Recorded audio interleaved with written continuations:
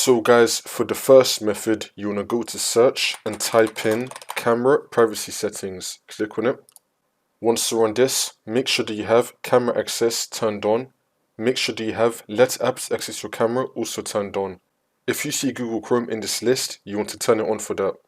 Also, you want to turn on let desktop apps access your camera. If you see Google Chrome in the list, you want to turn it on as well. For the next method, once you're on Google Chrome, you want to click on the three dots in the top right and then click on settings. On the left hand side, you want to select privacy and security and then click on site settings and then click on camera. Make sure that your camera has been selected and you want to select sites can ask to use your camera. And if you have the website blocked right here, then you want to unblock it and instead you want to allow the website.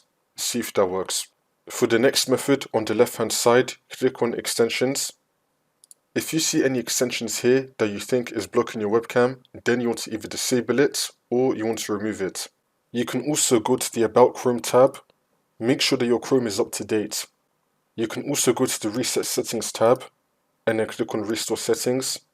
And then you want to reset your settings. See if that works. For the next method, you want to make sure that your camera is actually enabled. So you want to go to search and type in Device Manager. Click on it.